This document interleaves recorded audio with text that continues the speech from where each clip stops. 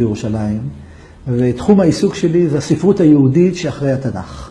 כלומר, כל מה שנתחבר בעם ישראל, הייתי אומר, מהמאה השנייה לפני הספירה, עד בערך התקופה המוסלמית, שזה המאה השישית, שביעית אחרי הספירה. מדובר פה ב-900 שנה, שבהם עם ישראל בנה קומה מאוד חשובה בתרבות שלו אחרי התנ"ך. זה כולל גם משנה?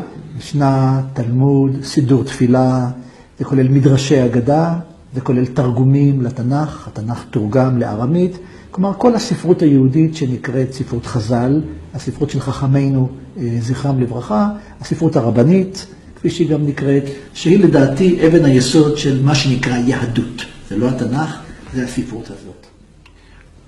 תסביר לנו, למה אתה אומר שזה האבן היסוד ולא התנ"ך? אני יודע, אני אומר את זה ואנשים הרבה כועסים. אז בואו נזכור, אנחנו מדברים בינינו עברית, לא דיברנו עברית מקראית, לא אמרתי לך וילך, וישוב, ויקום, דיברתי איתך בעברית של חז"ל.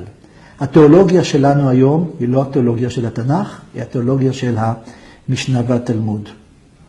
ההלכה שאנחנו חיים לפי היום, כל אחד בדרך שלו, היא לא ההלכה של התנ"ך, היא ההלכה של חז"ל. דוגמה מאוד קיצונית, לפי התנ"ך, אדם שייך לעם ישראל על פי האב, לא על פי האם. לכן יעקב, כל בנים של יעקב התחתנו עם נשים כנעניות. לכן יוסף מתחתן עם אישה מצריה. משה מתחתן עם אישה מדיינית. ובוא נזכור, אשתו המצריה של יוסף היא אמא של אפרים ומנשה, שני שבטים גדולים בעם ישראל. משה מתחתן עם אישה, אמרתי, מדיינית. שלמה המלך מתחתן עם אישה עמונית, והיא אמו של רחבעם, המלך שבא בעקבותיו. כלומר, בתנ"ך אין, ובועז מתחתן עם אישה מואבית, שזו רות. בתנ"ך אין שום בעיה להכניס לעם ישראל נשים זרות, והתינוק שנולד שייך לעם ישראל על פי האב. פתאום אתה מגיע לספרות המשנה והתלמוד, והתמונה היא 180 מעלות להפך.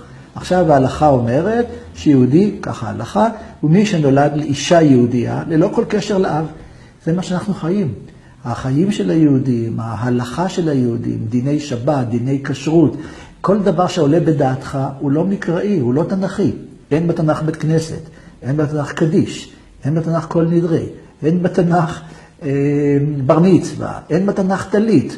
כל דבר שמישהו מגדיר אותו כיהודי, הוא מתחיל לחפש את השורשים, זה לא התנ"ך, זה ספרות חז"ל, שם התחיל הכל. היו חלק מהעם שלפעמים רצו כן לחיות כמו שכתוב בתנ"ך, כמו הקראים. הקראים נשארו בפינה, באמת נכון, דוגמה, הקראים זה קבוצה, עד היום יש בישראל בערך 10,000 אנשים שהם קראים, שרצו לחיות לפי התנ"ך בלי לקבל את הפרשנות של חז"ל והתלמוד, אבל הם נשארו בשוליים. הקבוצה העיקרית, כל עם ישראל הלך בעקבות הפרשנות של התלמוד והמשנה. זאת אומרת, היהדות שלנו זה יהדות של חז"ל. היהדות שלנו לחלוטין יהדות של חז"ל. אם משה רבינו היה מגיע היום אלינו, או דוד המלך, או אפילו יהודה המכבי, שהוא עוד לפני חז"ל, מהמאה השנייה לפני הספירה, היה מגיע לפה, לא היה מבין מה אנחנו רוצים ממנו. הוא לא היה מתפלל תפילת שחרית, הוא לא היה מניח תפילין, לא היה מתעטף בטלית, הוא בכלל לא היה מבין שום דבר. כל היהדות שאנחנו מכירים אותה, איך שלא תגדיר יהדות, חוזרת לחז"ל ולא חוזרת לתנ"ך. לפעמים אנחנו שומעים שמה שחז"ל אומרים, על רוח הקודש אומרים. זאת אומרת, זה המילה של הקדוש ברוך הוא. מה אתם חושבים על זה? פה נגעת בשאלה מאוד מאוד, מי אומר את זה? מי אומר שחז"ל אומרים ברוח הקודש? חז"ל. ופה נכנסנו למעגל שאני לא יודע איך אפשר לשבור אותו. כל הסמכות של חז"ל ממה שחז"ל אומרים על עצמם.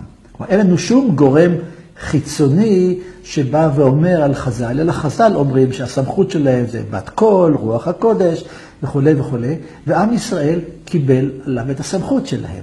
וזה בשבילי הקריטריון הכי חשוב. עצם העובדה שעם ישראל, חוץ מהקראים שנדחו החוצה, עד המאה ה-18-19, עד התקופה של האמנציפציה ועד התקופה של החילוניות, עם ישראל קיבל עליו באופן כללי את התורה של חז"ל והמשנה והתלמוד וסידור התפילה וספר ההלכות של הרמב"ם למשל, או שולחן ערוך של רבי יוסף קארו, הפכו להיות לספרים המרכזיים של עם ישראל, ואפילו הייתי אומר יותר מהתנ"ך.